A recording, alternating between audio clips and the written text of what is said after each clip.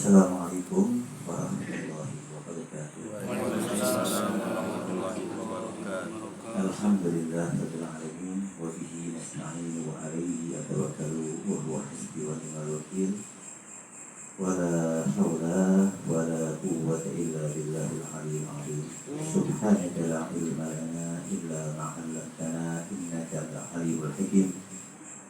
Allahumma shalli ala sayyidina Muhammadin qamaril wujud fi hadzal yawm wa fi kulli yawmin wa fi yawmil maw'ud sirran wa jahran fid dunya wal ukhra wa ala alihi wa sahbihi wa sallim amma ba'd. Allahumma 'allimna ma yanfa'una wa anfa'na bima 'allamtana. Allahumma zidna ilman warzuqna fahman wa atina hikmah. Allahumma barik lana fi majlisina hadha. Allahumma barik lana fi majlisina hadha. Allahumma barik lana fi majlisina hadha bi rahmatika ya arhamar rahimin. Walhamdulillah. Bismillahirrahmanirrahim. Bismillahirrahmanirrahim. Nawaitu ta'alluma wa ta'lima wal ifadata wal istifadata wal hatha ala tamassuki bi kitabillahi wa sunnati rasulillahi sallallahu alaihi wasallam. Allahumma arinal haqqal haqqa warzuqna ittiba'ah wa arinal batilan batila warzuqna ijtinabah. Allahumma hadina li ahsanil akhlaq fa innahu la yahdi li ahsaniha illa anta washrif anna sayyi'aha fa innahu la yasrifu sayyi'aha illa anta. Wa sallallahu ala sayyidina Muhammadin wa ala alihi wa sahbihi wa sallim. Walhamdulillahi rabbil alamin. Qala al-mu'allif radhiyallahu anhu wa nafa'ana bi ulumihi fid dharain amin. La haula wa la quwwata illa billahil aliyyil azim. Ayyuhal ikhwani rahimakumullah. Segala puji bagi Allah Subhanahu wa ta'ala yang telah melimpahkan nikmat kepada kita sampai hari ini. Nikmat iman, nikmat Islam, nikmat sehat, nikmat diberikan kelonggaran sehingga kita bisa hadir di majlis taklim ini. Mudah-mudahan setiap langkah kita diberikan pahala oleh Allah dan diampuni dosa-dosa kita, dan mudah-mudahan apa yang kita raih pada malam ini Allah memberikan taufik kepada kita untuk bisa mengamalkannya. Amin ya rabbal alamin. Duduknya agak longgar dikit aja. Ya, jangan tumpuk-tumpukan. Ya. Iya. Sebab kalau maulid rapat, kalau ta'lim yang longgar kata Allah. Ini Allah yang memerintahkan. Jadi kalau kamu di majlis ta'lim, longgar. Tapi kalau waktu maulid, rapatkan. Sebab ciri khas umat baginda Rasul yaitu dia kalau sholat sama kalau baca maulid itu seperti pasukan perang, jadi rapat seperti itu, ya. Pada malam ini hadirin, di mana sebetulnya saya membuka masalah bab Jumat. Akan tetapi ada yang lebih penting daripada masalah Jumat. Kalau masalah Jumat, insya Allah kalian bisa meraih atau menimba ilmu dari guru-guru yang lain. Akan tetapi saya tetap akan menerangkan masalah bab Jumat. Dan saya merangkum belum beres, sebab dalam rangkuman yang akan saya berikan kepada ikhwan sekalian, yaitu ada 10-11 kitab. Jadi nanti lengkap Jadi kalau mereka mau tanya, saya jelaskan kitabnya ada di sini, silakan aja. Jadi tidak usah harus bertanya kembali. Ini lagi saya rangkum sehingga lengkap dan menuju kepada sempurna. Jadi masalah mulai daripada malam Jumat sampai kepada hari Jumat sampai kepada malam Sabtunya lengkap sempurna. Sholat-sholatnya, amaliyah yang kita jaga, kemudian juga dosa-dosa atau murka Allah yang akan diturunkan pada hari Jumat atau pada malam Jumat, insya Allah nanti lengkap. Bulan depan insya Allah akan mulai kita bicarakan masalah khusus untuk bab Jumat. Pada malam ini kita akan membicarakan masalah khusus untuk akidah. Bismillahirrahmanirrahim. Ayyuhal walad, pesan daripada Imam Ghazali, wahai anakku tercinta,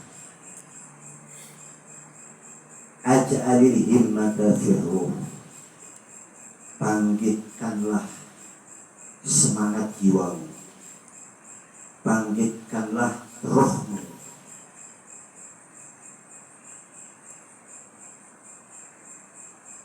Wal hazimata fin nafsi, dan lawanlah dan kalahkan nafsumu.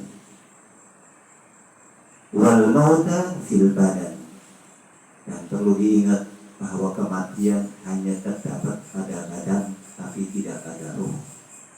Yang mati hanya badan aja, tapi ruh tetap tidak akan mati dan akan kembali kepada Allah Subhanahu wa ta'ala.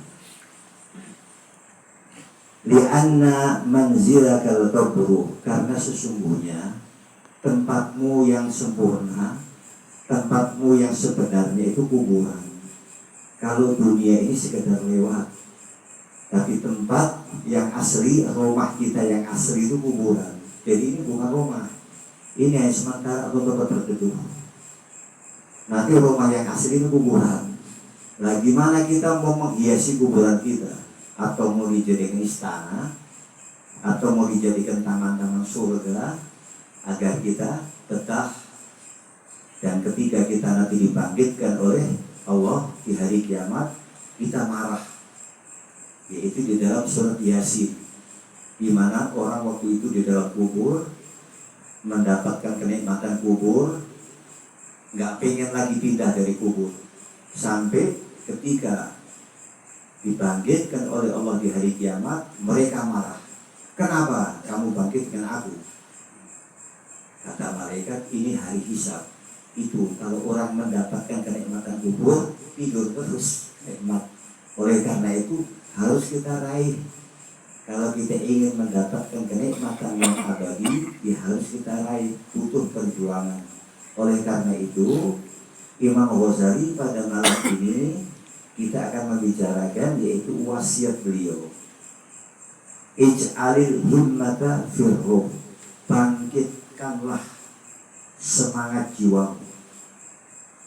Artinya yaitu sehatkanlah rohmu. Sebab kematian hanya terdapat di badan, sedangkan roh tidak akan mati.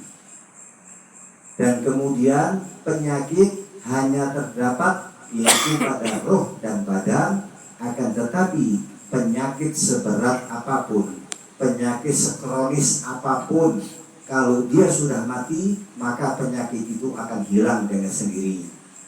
Walaupun penyakitnya kronis, walaupun penyakitnya sudah stadium 4, begitu dia meninggal, maka penyakitnya hilang. Akan tetapi kalau roh nggak hilang, penyakitnya tidak hilang, kemudian juga tidak akan mati, dan dia akan kembali kepada Allah Subhanahu wa ta'ala. Oleh karena itu malam ini kita perbaiki roh kita, sehatkan roh kita. Ciri-ciri roh yang sakit apabila kita malas melakukan ketaatan kepada Allah, berarti roh kita lagi sakit. Dan roh ini harus segera diobati. Kalau tidak, penyakitnya makin parah. Dan nanti kalau kita sudah menghadap kepada Allah, roh kita banyak penyakitnya, Allah akan murka kepada kita nanti. Yang kedua, kalau roh itu sakit, maka kita malas untuk mengerjakan ketaatan kepada Allah Subhanahu wa ta'ala. Kalau roh itu sakit, maka kita malas untuk mengerjakan kebaikan. Kalau roh itu sakit, kita malas untuk berzikir kepada Allah. Kita malas untuk bersalawat kepada baginda Rasulullah SAW. Itu tandanya roh kita lagi sakit. Maka pada malam ini masing-masing muhasabah diri, introspeksi diri, koreksi diri. Roh saya ini sehat atau roh saya ini lagi sakit sekarang ini. Jadi saya ulang ciri-cirinya. Kalau roh itu sakit, maka dia akan malas untuk melakukan ketaatan kepada Allah Subhanahu wa ta'ala. Dia akan malas untuk berbuat baik. Dia malas untuk beribadah kepada Allah. Semuanya serba malas. Ini berarti menandakan roh kita lagi sakit. Segera diobati. Sebab ingat, roh tidak akan mati dan dia akan kembali kepada Allah Subhanahu wa ta'ala. Dan kemudian juga di mana roh dibagi oleh Imam Ghazali di dalam kitab Mukasyfatul Qulub, bahwa roh manusia itu ada 3. Yang pertama namanya roh jasadiyah. Yang kedua roh rohaniyah. Yang ketiga roh sultaniyah. Jadi ada 3 roh ini dibagi. Maka malaikat Israel diizinkan oleh Allah untuk mencabut roh jasadiyah dan roh rohaniyah, dan tidak diizinkan oleh Allah untuk mencabut roh sultaniyah. Jadi roh yang ada di kepala ini Allah tidak memberikan izin kepada malaikat Israel untuk dicabut. Allah mengizinkan malaikat Israel untuk mencabut roh jasadiyah. Ketika seseorang mengalami kematian, maka dia kakinya mulai dingin, mulai dicabut oleh malaikat Israel itu. Terus naik sampai ke dada, terus sampai ke kerongkongan. Kepala tetap panas. Lihat aja mayit. Mayit kalau dipegang kepalanya masih hangat. Tapi mulai dari kaki sampai dada dingin dia. Kepalanya masih hangat. Karena apa? Rohnya masih hidup, rohnya masih ada. Dan kemudian seandainya roh sultaniyah yang ada di kepala ini Allah mengizinkan untuk dicabut oleh malaikat Israel, maka seorang hamba tidak akan merasakan sakitnya sakaratul maut. Tujuannya itu supaya hamba tadi bisa merasakan sakitnya sakaratul maut ketika dicabut nyawa oleh malaikat Israel. Dan kemudian juga kita sering lihat ada mayit yang ketika dimandikan dia masih nangis. Ada mayit yang ketika kita lihat matanya kok masih kedip-kedip ya. Ada mayit yang ketika matanya ditutup melek lagi, ditutup melek lagi. Karena apa? Roh sultaniyah di sini tidak dicabut oleh malaikat Israel. Jadi masih hidup. Masih hidupnya dia tahu yang layak siapa aja, di pinggir tahu semua ini.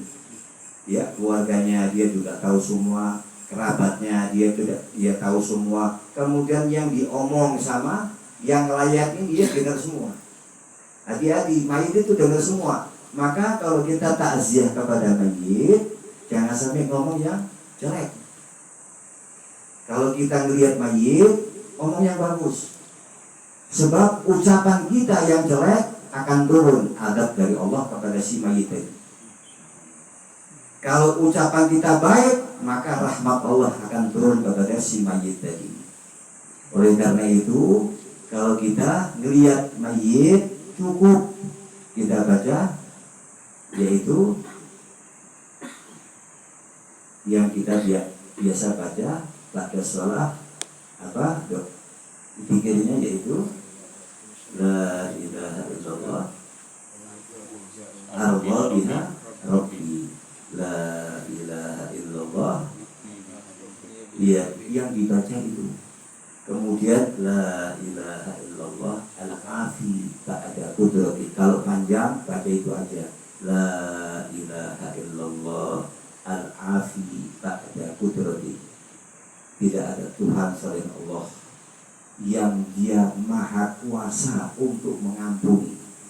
La ilaha illallah al-baqi ba'da fana'i. Dia Allah yang maha kekal, selainnya akan hancur semuanya. La ilaha illallah la ilaha illallah kullu syai'in halikun illa wajhah lahul hukmu wa ilaihi turja'un. Begitu kita baca kepada si mayit takziah, kita takziah kepada mayit, la ilaha illallah afi ba'da qudrati, la ilaha illallah bagi ba'da fana'i khalqi, la ilaha illallah kullu syai'in halikun illa wajhah lahul hukmu wa ilaihi turja'un. Maka Allah akan mengampuni dosa-dosa si mayit itu, diampuni langsung oleh Allah. Kemudian rumah tangganya, anak istrinya akan diampuni semuanya oleh Allah. Kemudian yang layak akan diampuni dosanya oleh Allah. Kemudian sekampung itu akan diampuni oleh Allah karena zikir itu. Masya Allah, luar biasa. Ya, luar biasa. Jadi nanti kalau kita nyolatin mayit, udah doa selesai, maka tutup la ilaha illallah al-afi ba'da qudrati, la ilaha illallah bagi ba'da fana'i khalqi, la ilaha illallah kullu syai'in halikun illa wajhah lahul hukmu wa ilaihi turja'un. Yang layak semuanya diampuni oleh Allah Subhanahu wa ta'ala, keluarganya diampuni oleh Allah, orang sekampung itu akan diampuni oleh Allah karena doa kita tadi. Masya Allah, luar biasa. Maka kalau nengok jenazah, udah jangan cerita macam-macam. Kok perutnya busuk ya? Kok pucat ya? Mukanya bengkak ya? Pokoknya jangan ngomong yang buruk sama si mayit. Udah. Oleh karena itu, kalau kita mau melihat mayit harus izin kepada ahli waris. Apa sebabnya? Dikhawatirkan kalau mulutnya jelek tuh, mayitnya kok mukanya bengkak-bengkak ya? Tapi mayitnya kok kelihatannya perutnya kok busuk ya, dan lain sebagainya. Akhirnya yang turun bukan rahmat Allah, yang turun adalah azab dari Allah Subhanahu wa ta'ala. Berarti kesian mayit. Oleh karena itu kita bersiap kepada mereka, yaitu orang-orang yang sudah meninggal.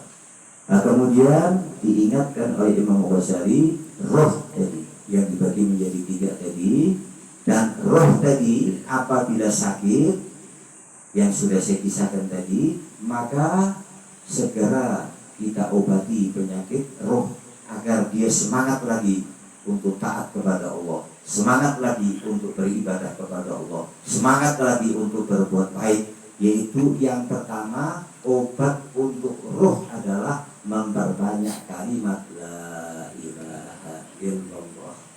Itu yang diperbanyak. Baginda Rasulullah sallallahu alaihi wasallam bersabda, "Akthiru min qauli la ilaha illallah." Ya, jaddidu imanukum, kaifa nujaddidu imanuna ya Rasulullah? Kata Rasulullah, "Akthiru min qauli la ilaha illallah." Perbaikilah imanmu. Maka para sahabat bertanya, "Bagaimana ya Rasulullah cara kami memperbaiki keimanan kami?" Kata baginda Rasul, "Bertanyalah dengan membaca la ilaha illallah." Itu obatnya penyakit roh. Ya, ini ditanamkan di dalam hati kita. Jadi kita harus obati ketika kita membaca kalimat la ilaha illallah. Ingat bahwa kalimat la ilaha illallah di antara keagungannya adalah untuk mengobati penyakit roh yang ada pada diri kita. Tapi ingat, membaca kalimat la ilaha illallah harus sesuai dengan apa yang diajarkan oleh baginda Rasulullah SAW. Man qala la ilaha illallah wa muddaha hudimat lahu arba'atu alafin dhanbin minal kabair. Barang siapa yang membaca la ilaha illallah dengan memanjangkan lam alif yang ada di depan, ini perintah Rasul. Kalau kalian memang betul-betul meyakini bahwa Nabi Muhammad adalah seorang Rasul dan kita harap syafaatnya, maka laksanakan. Panjangkan la ilaha illallah. Berarti satu kali kita baca 4.000 dosa-dosa besar akan digugurkan oleh Allah Subhanahu wa Ta'ala. Ya, ini ingat, jadi kita jangan sampai terkecoh dengan banyaknya. Ya, sebab Allah berfirman di dalam surat Al-Mulk, "Alladzi khalaqal mauta wal hayata liyabluwakum," bukan aktsaru amala, bukan liyabluwakum ahsanu amala, bukan aktsaru amala, bukan. Jadi kita jangan sampai terkecoh, pengen ngajar banyaknya ternyata tidak mendapatkan pahala dari Allah. Pengen ngajar banyaknya ternyata tidak menjadikan pengampunan dosa kita. Oleh karena itu, kalau bisa 5, tiap habis sholat baca 5. Yang penting ketika kita membaca kalimat la ilaha illallah, hati ikut hadir. Dan ingat, kalau membaca kalimat la ilaha illallah, jangan cuma diartikan tidak ada Tuhan yang berhak disembah kecuali Allah. Ingat itu. Ini Sayyidina Abbas melarang ini. Jangan sampai kalian membaca kalimat la ilaha illallah, kalian hanya memberikan makna tidak ada Tuhan yang berhak disembah kecuali Allah. Tidak ada Tuhan yang berhak dipatuhi perintahnya kecuali Allah. Kita tidak pakai penterjemah seperti itu. Kata Sayyidina Abbas, kalau engkau membaca kalimat la ilaha illallah, maka isilah la nafi'a illallah. Tidak ada yang bisa memberikan manfaat kecuali Allah. La ilaha illallah, la dharra illallah. Tidak ada yang dapat menimpakan mawarat kecuali dengan izin Allah. La ilaha illallah, la mu'izza illallah. Tidak ada yang dapat memberikan kemuliaan, mengangkat derajat kita kecuali Allah. La ilaha illallah, la mudilla illallah. Tidak ada yang dapat menghinakan kita kecuali Allah. La ilaha illallah, la mu'tiya illallah. Tidak ada yang dapat memberikan sesuatu apapun kecuali Allah. La ilaha illallah, la mani'a illallah. Tidak ada yang dapat menolak apapun. Manusia gak bisa ngalangin rezeki kita kecuali Allah. Itu Sayyidina Abbas mengatakan, ketika engkau membaca kalimat la ilaha illallah, tarangi hatimu tadi, la nafi'a illallah, la dharra illallah, la mu'izza illallah, la mudilla illallah, la mu'tiya illallah, la mani'a illallah. Seperti itu caranya. Ya, yang paling tinggi kedudukannya kalau kita bisa memberikan makna la ilaha illallah, la mawjudun fil haqiqati illallah. Ini paling tinggi. Paling tinggi. Di bawahnya la ilaha illallah, la fa'ilun illallah. Tidak ada yang dapat berbuat sesuatu kecuali Allah. Baru la ilaha illallah, la nabiya illallah. Terus seperti itu cara membacanya. Jadi membacanya sesuai dengan apa yang diajar oleh baginda Rasulullah Sallallahu Alaihi Wasallam. Ya, ingat, jangan mengejar banyaknya, tapi kejar kualitasnya. Sebab kadang-kadang kita membaca 70.000 kali at-taqwa, tapi tidak mendapatkan pengampunan dari Allah. Karena apa? Lam alifnya nggak dipanjangkan. Sedangkan baginda Rasul mengatakan, apabila seseorang membaca kalimat la ilaha illallah, lam alifnya dipanjangkan, maka ketika itu Allah mengampuni 4.000 dosa-dosa besar. Nah, kalau kita baca semuanya ini berapa? Seandainya hadir 15 orang, 20 orang, 20 kali 4.000, 80.000 sekali baca. Satu kali baca 80.000 dosa besar. Nah, kalau 5 kali baca 400.000 dosa-dosa besar. Masya Allah. Kalau bacanya sampai 33 waktu tahir, luar biasa. berapa pengampunan Allah yang akan diberikan kepada hamba tadi. Ya, ingat, jadi kita jangan mengejar banyaknya, tapi ahsanu amala kata Allah, yaitu siapa yang paling baik amalnya, bukan siapa yang paling banyak amalnya. Allah tidak hitung banyaknya amal, tapi baiknya amal yang dihitung oleh Allah Subhanahu wa ta'ala. Yang kedua, apabila roh kita lagi sakit, maka obat yang kedua adalah yaitu perbanyak membaca Al-Qur'anul Karim. Bagaimana caranya? Terserah kalian. Umpamanya saya tiap habis sholat mau baca 2 ayat, habis sholat mau baca 5 ayat, habis sholat mau baca 10 ayat. Terserah masing-masing, terserah daripada kemampuan masing-masing. Jadi taruh Al-Quran di tempat sholat, kasih rehal, taruh di situ. Pertama, kita tidak akan menyentuh Al-Quran. Kedua, ketiga, keempat, lama-lama ingin nyentuh Al-Quran, karena selalu kita lihat. Lama-lama pengen buka nanti. Lama-lama pengen baca 2 ayat. Baca Alif Lam Mim Dzalikal Kitabu La Raiba Fihi Hudan lil Muttaqin. Udah 2 ayat. Nanti habis sholat lagi, baca lagi 2 ayat. Nah, lama-lama pengen 10 ayat. Lama-lama pengen 50 ayat. Lama-lama pengen 100 ayat. Sampai kalian bisa baca dalam 1 kali sholat 2 lembar. 1 kali sholat 2 lembar. Berarti 5 kali sholat 1 juz. 30 hari hatam kalian. Dia pula bikin nasi kuning makmur sudah hatam Quran ya. Dari 1 tahun 12 kali hatam kalian. Enteng kan? Amalannya yang enteng-enteng aja, baca aja selembar. Habis itu melangkah 40 hari ingin 2 lembar. Udah cukup 2 lembar. 1 hari berarti 1 juz. Kalau kalian baca 2 lembar tiap sholat, berarti 1 bulan sekali hatam Quran. Istri kalian juga begitu. Kalau 2 lembar tiap sholat, berarti 1 bulan hatam Al-Quran. 2 orang, berarti dalam 1 rumah 2 orang hatam Quran. Anak kalian diajarkan hatam dalam 1 bulan. 3 orang yang hatam Al-Quran dalam 1 rumah. Berkah loh itu, Masya Allah. Jadi kata baginda Rasul, jangan jadi rumahmu seperti kuburan.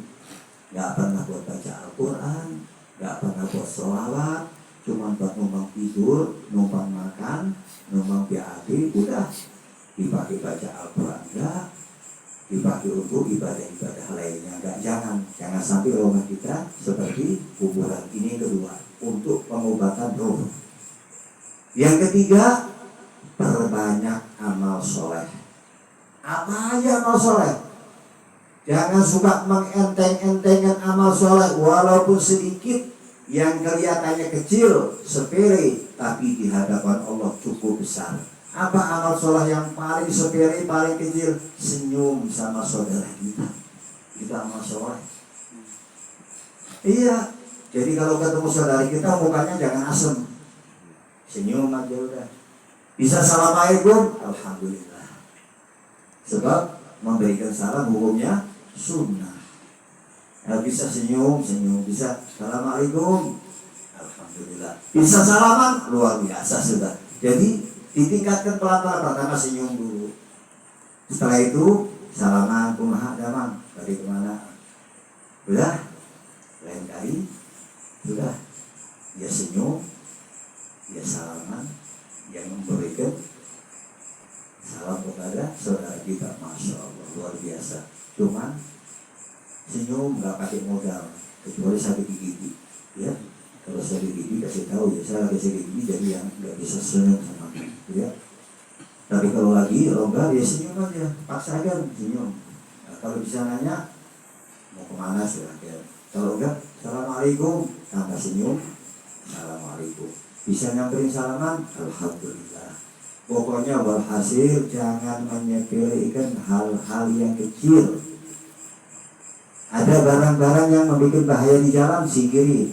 Ini kalau orang rohnya lagi sakit, nyingkirin barang yang bahaya di jalan pun males.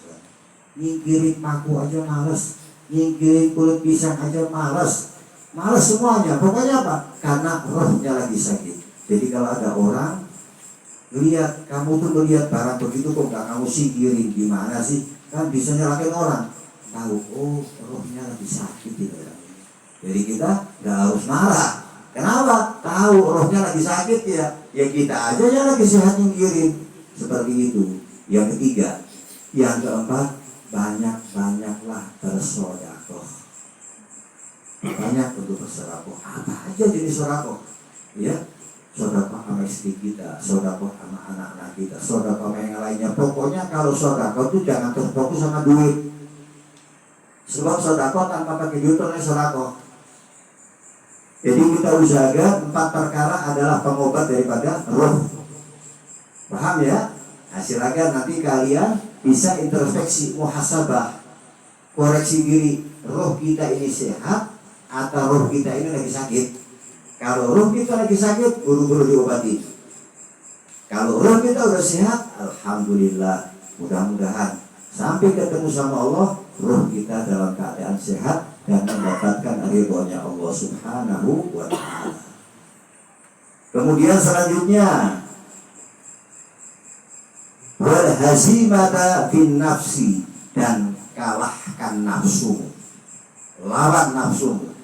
Sebab Allah menjadikan nafsu, inna nafsa la ammaratun bisu. Ini Allah saking bijaksananya sampai dikasih tahu hambanya, aku ciptakan nafsu itu selalu mengajak kepada keburukan, maka waspada sama nafsu. Terus kita bertanya, kenapa kalau sudah tahu begitu kok Allah ngasih nafsu kepada kita? Kalau kita nggak dikasih nafsu, ya sudah jadi malaikat nanti. Iya, jadi malaikat sudah. Ini kan cirinya daripada membedakan antara malaikat dengan manusia. Malaikat nggak punya nafsu seperti manusia. Manusia dikasih nafsu. Nah kalau nggak pengen punya nafsu, ya jadi malaikat aja sudah. Dia nggak makan, dia nggak minum, dia nggak tidur. Kira-kira kuat nggak? Malaikat nggak makan, malaikat nggak minum, malaikat nggak tidur, malaikat tidak pernah melanggar perintah Allah. Mampu nggak kita seperti malaikat kira-kira? Kalau sudah tahu begitu, ya sudah, memang kita dikasih nafsu oleh Allah sehingga manusia menjadi mulia karena dibedakan antara malaikat dengan diri kita, yaitu dikasih nafsu. Nah, kemudian lawan nafsu kita. Ini kadang-kadang seseorang suka mengkambing hitamkan setan. Dikit-dikit berbuat salah, lagi diganggu sama setan. Dikit-dikit setan lagi ganggu saya, dan lain sebagainya. Bagi Rasulullah SAW memberitahu bahwa sesungguhnya nafsu itu lebih jahat dari 70 setan. Jadi hati-hati, kita jangan suka mengkambing hitamkan setan itu. Nanti setan bakal nuntut di hari kiamat kelak. Dia nggak merasa ganggu, dituduh ganggu gara-gara setan ini. Saya lagi diganggu sama setan ini. Dan setan nuntut nanti, ya Allah ya Rabb, aku nggak terima sama dia. Aku nuntut karena aku dituduh ganggu dia, padahal aku tidak ganggu dia. Padahal setan tetap dijadikan oleh Allah penghuni api neraka jahanam yang kekal. Tapi dia akan nuntut kepada orang yang suka nuduh. Dikit-dikit gangguan setan, dikit-dikit gangguan setan, dikit-dikit gangguan setan. Gak dipikirin bahwa nafsunya lebih buruk dari 70 setan. Akhirnya kita dihisab sama Allah.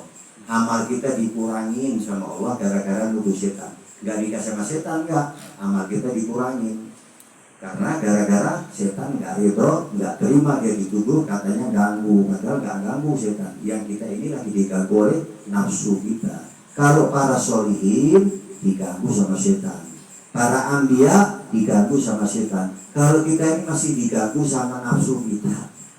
Ciri-cirinya gimana? Gampang ciri-cirinya.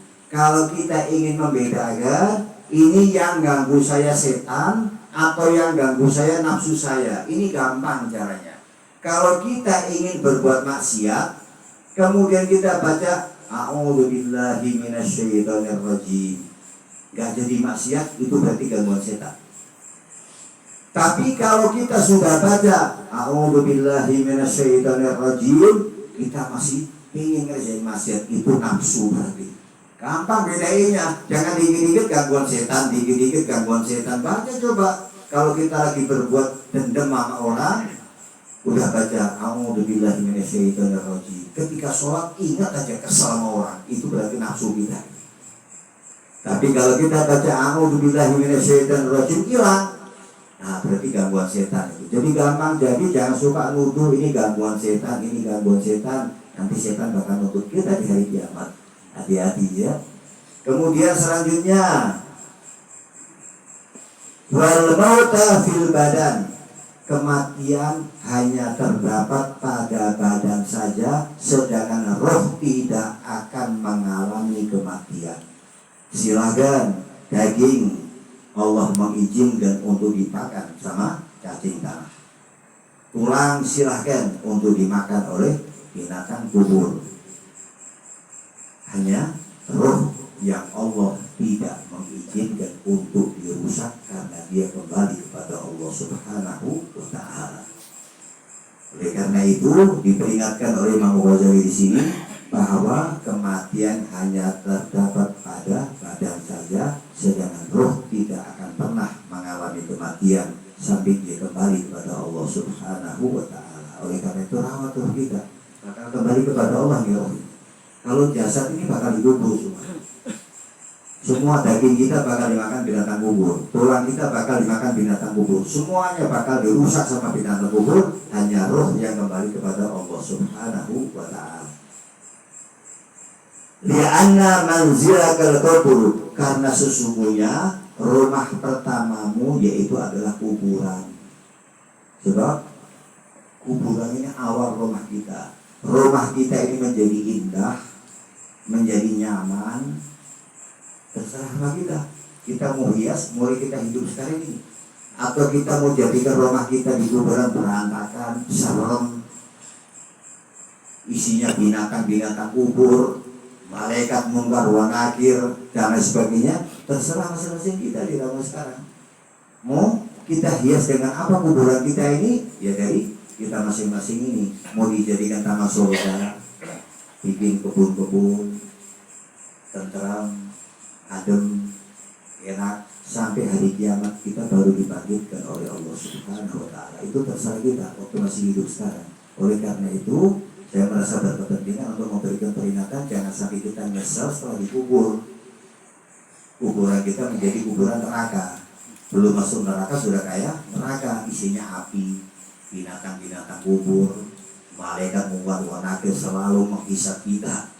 Lalu malaikat-malaikat yang lainnya juga sama akan menyiksa kita. Sebab pada saat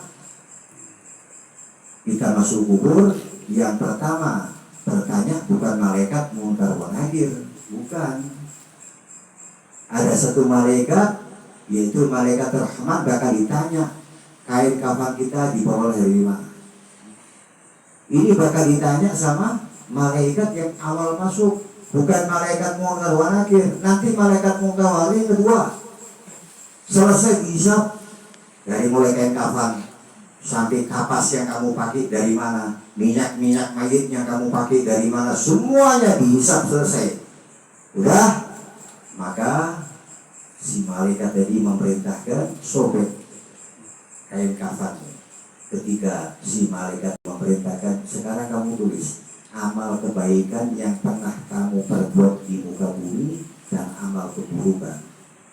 Maka si mayit tadi bertanya, dengan apa aku harus menulis, pakai kertas apa? Kata malaikat tadi, sobek kain kafan, sobek. Terus harus pakai apa? Aku harus nulis, pakai jarimu masuk ke mulutmu jadi tinta untuk saksi, tulis kebaikannya. Setelah amal keburukannya, si mayit tadi malu, nggak mau nulisin, dipukul sama malaikat. Kamu waktu duduknya tidak ada rasa malu, setelah sekarang kamu merasa malu, suruh nulis. Kemudian suruh lipat sama malaikat, suruh ngalungkan.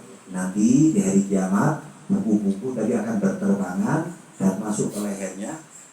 Masing-masing tadi itu catatan bukan dari malaikat mungkar wa nakir.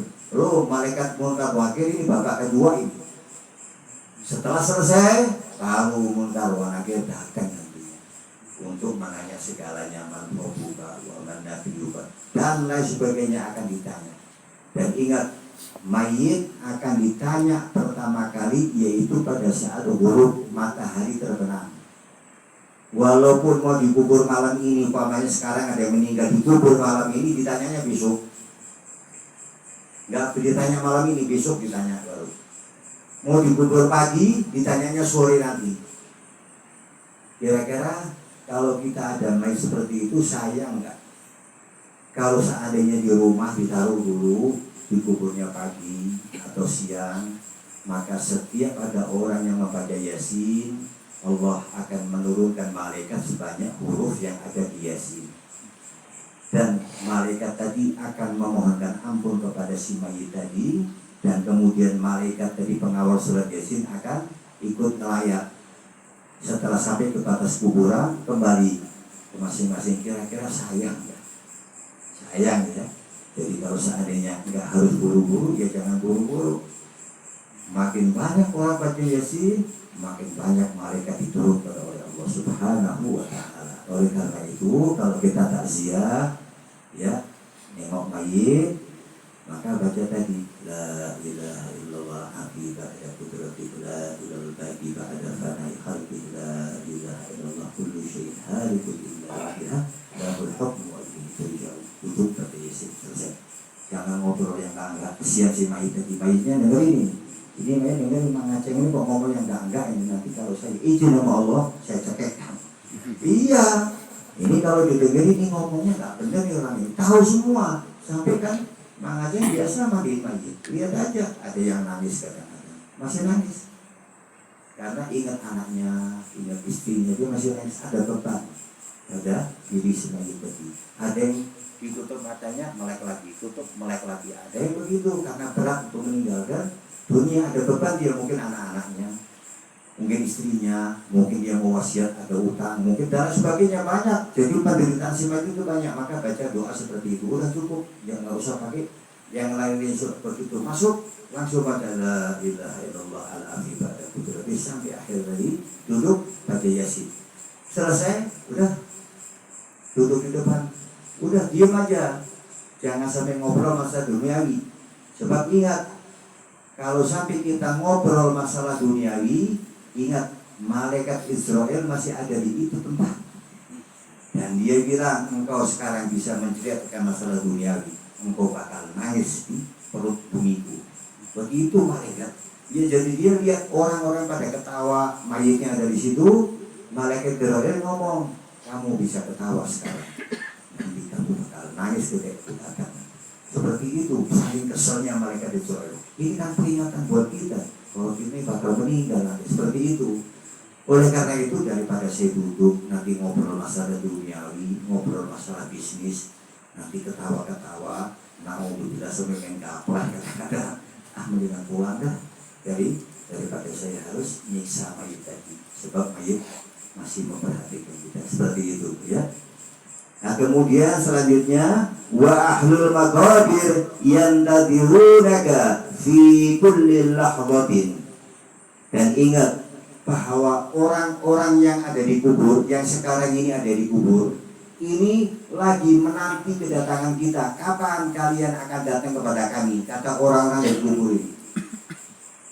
Semua orang-orang yang ada di kubur ini, dia memanggil-manggil sama kita semuanya ini. Kapan Anda akan menyusul kami? Kata mereka seperti itu. Ini tiap saat mereka akan meneriakkan hal seperti itu. Oleh karena itu, kalau kita berziarah, jangan mengucap apapun kecuali sholawat selesai. Masuk kubur, copot sendalnya. Ingat, tanah yang ada di kuburan, apabila sampai ke rumah, maka rumah itu tidak akan berkah. Sebab apa? Tanah alam barzakh tidak akan bisa menyatu dengan alam bumi. Oleh karena itu, di kuburan para wali, kalian bisa melihat mesti ada kamar mandinya. Setelah masuk, sandalnya dicopot, mesti diperintahkan di Demak, di Gunung Jati, di mana diperintahkan minta maaf, sandalnya dicopot-copot, canggih. Supaya apa? Ini nggak kena tanah kuburan. Sebab nanti kalau kamu bawa pulang tanah ini dan sampai ke rumah kamu gak bakal berkah ini. Sebab tidak akan pernah menyatu antara alam barzah dengan alam dunia. Dan isinya rumah tangga itu penyakit terus, musibah aja. Udah pokoknya karena apa? Gak bisa nyatu alam barzah dengan alam dunia. Nah ini maka habis kita masuk kuburan, kemudian kita sholawat. Sama jalan kita menuju kuburan yang akan kita tuju tengah-tengah itu. Kita sholawat sama jalan. Sholawat assalamualaikum ya hadiah. Udah sholawat. Sudah sampai kita ke tempat yang kita tuju. Nah, kemudian satu kali kita sholawat, maka 40 ahli kubur akan diampuni oleh Allah Subhanahu wa Ta'ala. 2 kali sholawat 80 kuburan. 3 kali sholawat 120. Masya Allah, luar biasa sholawat ya, agung sholawat ini. Nah kemudian kita ziarah dengan yang kita tuju. Ingat jangan sampai celana kita ataupun baju kita nempel di kuburan itu, hukumnya makruh. Jangan sampai nempel, agak jauh dikit. Kemudian kita usahakan kalau ziarah membelakangin kiblat. Sebab kalau kita ngadep kiblat berarti kita di pantat mereka. Sebab mayit itu ngadep kiblat. Jadi kalau kita ziarah ya membelakangi kiblat, bukan ngadep kiblat, malah salah ngadep kiblat.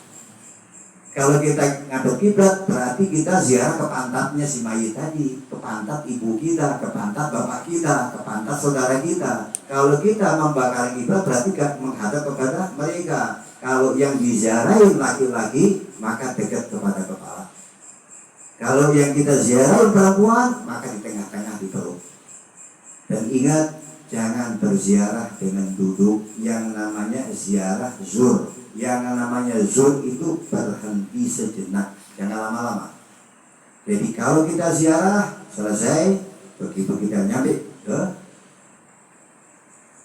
kuburan yang kita tuju, orang tua kita atau saudara kita atau tempat-tempat yang lainnya, maka berdiri Fatihah wa ayatul kursi wa suratul ikhlas wal falaq wan nas. Fatihah. Udah, kalau mau yasin, taruh air di rumah, malamnya kita baca yasin.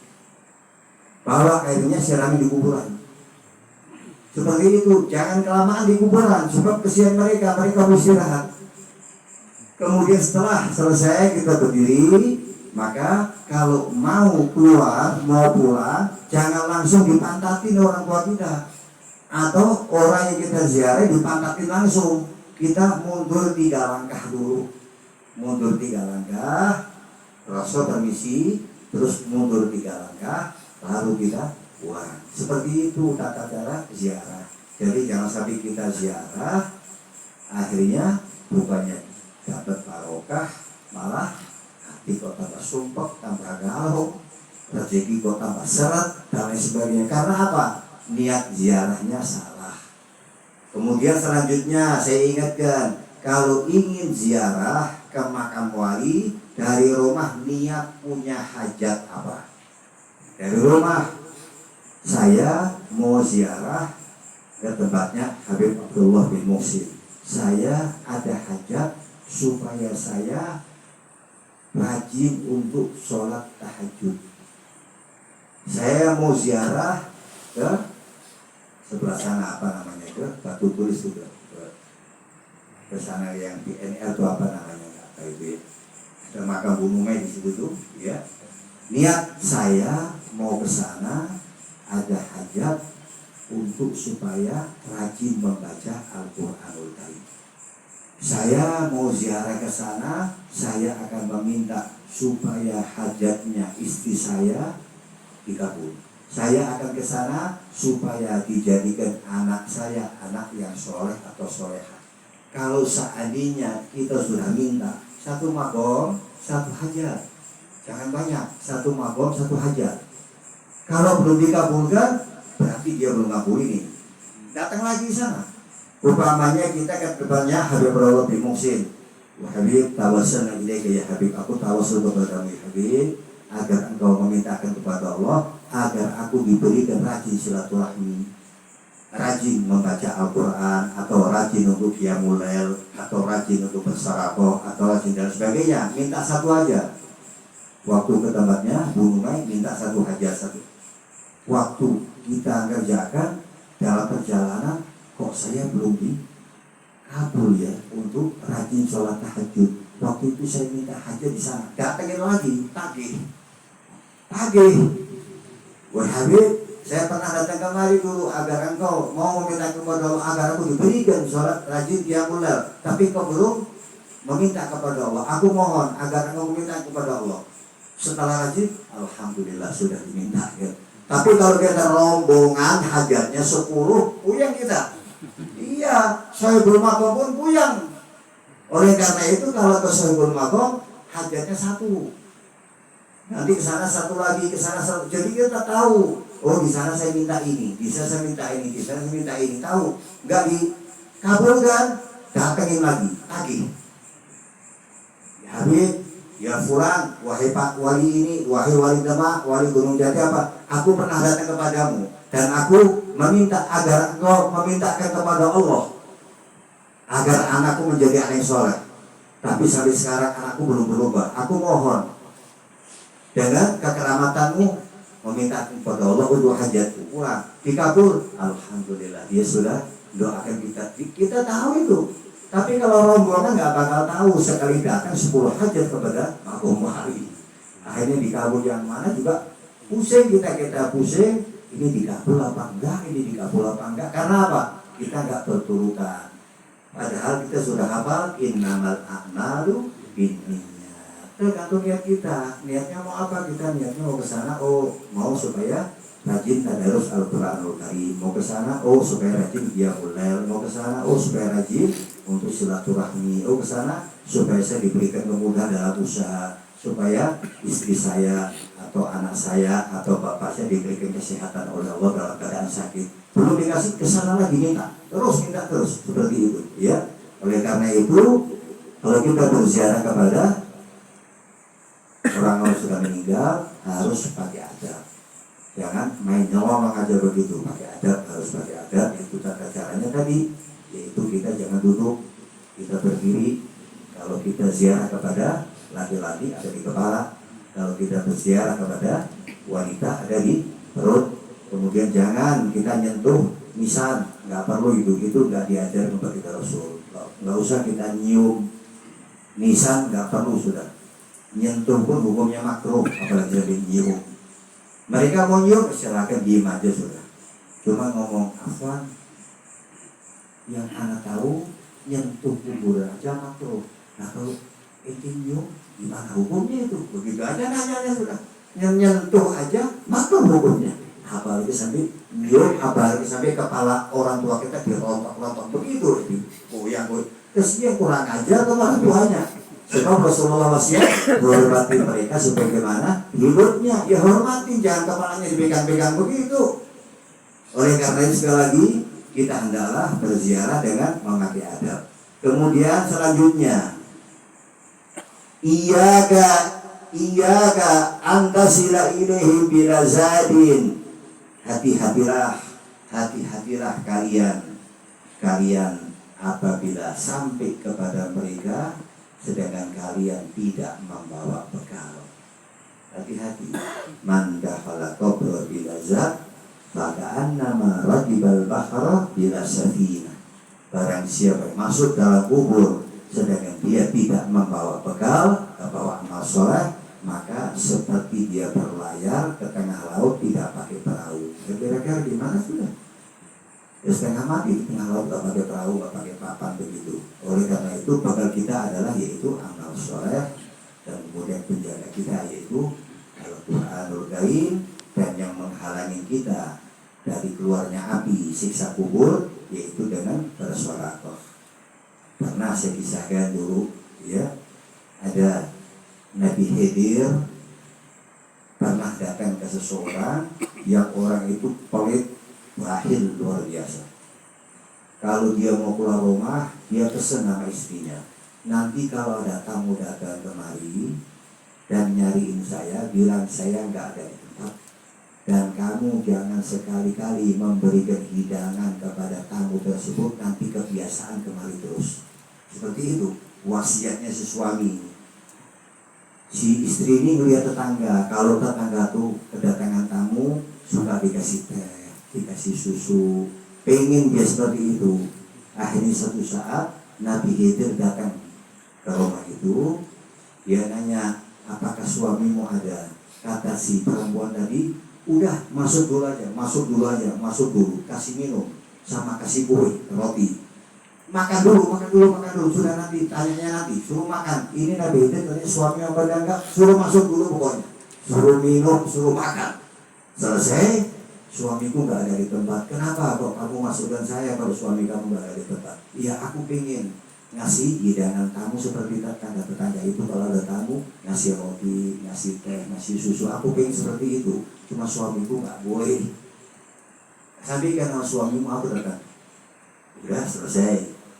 Datang suaminya, nanya, ada yang datang? Ada tadi. Terus kamu kasih apa? Enggak aku kasih apa-apa. Iya.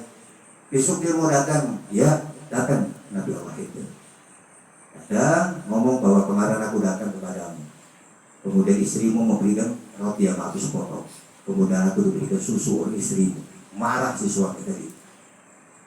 Nabi itu bilang, apakah kau pernah merasakan kematian? Si orang kaya ini bilang, kalau aku mati, hartaku mau kamu ambil. Oh enggak, kita merasakan kematian. Sekarang kita sama-sama dikubur. Aku masuk 10 menit, habis itu kamu masuk 10 menit. Ya, Nabi Khidir masuk dulu 10 menit. Tinggal di kuburan, masuk 10 menit. Enggak ditutup itu kuburannya, enggak ditutup, masuk aja. Belum ditutup. Selesai 10 menit. Sudah sekarang ganti. Enggak, aku enggak mau 10 menit. Sebab nanti aku masuk kuburan, kamu urut sama tanah. Nanti istriku, hartaku kamu ambil lagi. Aku enggak mau 10 menit. 5 menit, kata Nabi Khidir. Enggak mau 5 menit. 3 menit, enggak mau. 1 menit, ya 1 menit. Jadi suruh 10 menit, enggak mau. 5 menit, enggak mau. 3 menit, enggak mau. 1 menit, ya masuk ke kuburan. Begitu masuk ke kuburan, keluar api dari kaki dan kepala. Dia cerita, keluar dari kanan dan kiri binatang yang ingin makan daripada jasadnya tadi.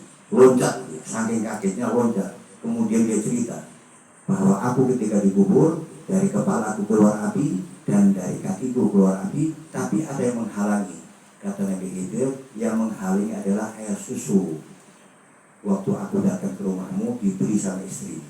Dan ketika binatang kubur yang ada di kanan kirimu tadi mau memangsa kamu dan ada penghalangnya, itu kue yang diberi dari istrimu kepada kamu tadi.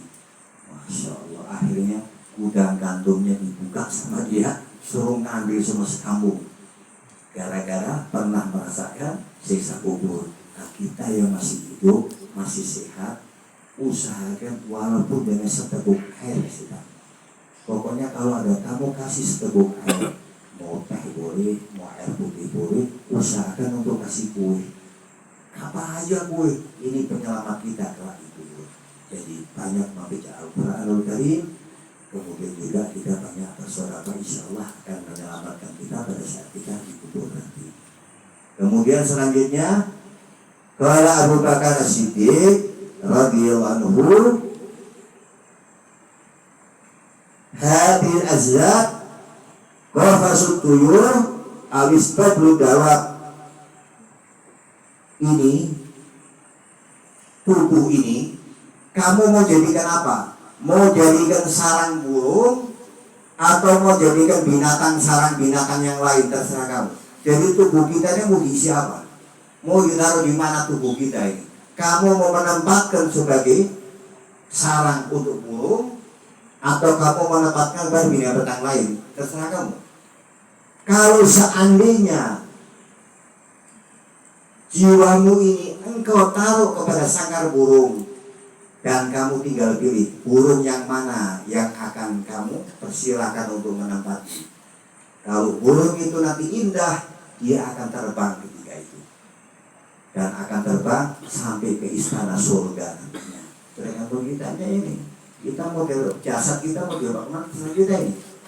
Jasad kita ini mau dibiarkan dimakan binatang tanah, atau mau dijadikan burung yang nanti terbang, kemudian dia hinggap di istana-istana surga, atau mau dijadikan tempat binatang lain yang kamu bakal dimakan oleh binatang-binatang tadi. Ini terserah kita. Jadi kita mau dibawa kemana pada malam ini kita tafakkur, terserah masing-masing daripada kita. Mau dibawa kepada istana surga yang tinggi atau mau dibawa ke neraka jahanam, terserah daripada masing-masing kita. In kunta minat tuhurul ulwiyah fahina tasma'u tuninat tabri. Kalau seandainya burung itu burung yang indah, maka dia akan terbang tinggi. Roh kita akan terbang tinggi nanti. Ya, nggak akan disiksa di kuburan. Roh kita terbang lebih tinggi. Sampai ke istana-istana surga. Masya Allah, belum melihat surga. Ya, ini diantaranya keutamaan daripada Jumat. Nanti setiap hari Jumat, semua dari kita ini akan dipersilahkan oleh Allah untuk silaturahmi di surga. Masya Allah, hari Jumat. Dan setiap hari Jumat, orang mukmin akan dibebaskan dari siksa kubur. Setiap hari Jumat. Bukan orang meninggal malam Jumat ya. Bukan orang meninggal hari Jumat. Kalau orang meninggal hari Jumat, orang meninggal malam Jumat akan terbebas dari siksa kubur. Tapi kalau orang yang tidak meninggal pada hari Jumat atau pada malam Jumat, maka setiap hari Jumat Allah memberhentikan siksa kubur karena kemuliaan daripada hari Jumat. Luar biasa ini. Jadi orang tua kita yang mukmin ini kalau meninggal hari Jumat bebas mereka, tidak terkena siksa kubur, lagi libur mereka. Oleh karena itu kita ziarah, mereka lagi senang ini lagi bebas dari siksa kubur. Ziarah ke situ, mereka lagi senang, insya Allah terima kita pun dengan senang nanti. Kemudian selanjutnya, karena Rasulullah Sallallahu Alaihi Wasallam, tazza al-sukar rahman min mauti Sa'di bin Mu'ad. Ars bergoncang karena kematian Sa'ad bin Mu'ad. Sampai-sampai langit ini bergoncang karena kematian daripada sahabat baginda Rasulullah SAW, Sa'ad bin Mu'ad. Ini luar biasa ini. Orangnya luar biasa, ibadahnya luar biasa, sahabat baginda Rasulullah SAW. Oleh karena itu, mari pada malam ini kita tinggal pilih diri kita. Perbaiki roh kita yang sakit agar roh kita menjadi sehat, kemudian kembali kepada Allah, radiyatan mardiyah, diridhoi, mendapatkan ridha oleh Allah dan diridhoi oleh Allah Subhanahu wa ta'ala. Dan kemudian kalau lagi sakit, buru-buru obatin pada malam ini. Yaitu tadi yang pertama, kita banyak membaca kalimat la ilaha illallah, kemudian berbanyak dengan membaca Al-Quranul Karim, kemudian yaitu yang ketiga adalah beramal soleh, dan yang keempat adalah sedekah. Ini pengobat daripada roh kita. Mudah-mudahan pengajian singkat ini manfaat bagi diri saya khususnya dan umumnya untuk hati sekalian. Amin ya rabbal alamin. Rabbana fa'na bima 'allamtana wa ja'alna nabiyyan rabbi fa'inna wa fa'alana wa qarabatil lana fi dinina mahlul qudru farada rabbi wa fiqna wa fiqum lima taramahu qawlan wa fi'lan darama wa rizqul kulla halalan da'ima wa ahillat ya ulama nahwa bil khairi wa kulla sarabana subhana kulla syu'ur ajra birwa min kal uyun wa bi'ana rabbana kulla tuyun qabla an ta'tiyana rusulul mamun wa ufir istur anta kamu masyadar wa salatu wa kaisal mustafa man ilal haqi da'ana wa wabadu kitabin fihi limasi shifa wa ala al-alil kirami sulufa wa ala sahbil masabihil ghara. Allahumma inna bihudak wa ja'alna mimman yusarifi ridhak wa la tuwallina waliyan siwak wa la taja'alna mimman khalafa amraka wa asrak wa hasbunallahu wa ni'mal wakil wa la hawla wa la quwwata illa billahil aliyil azim. Wa sallallahu ala sayyidina Muhammadin wa ala alihi wa sallam walhamdulillahi rabbil alamin. Subhanakallahumma wa bihamdika Asyhadu an la ilaha illa anta astaghfiruka wa atubu ilaik. Assalamualaikum warahmatullahi wabarakatuh.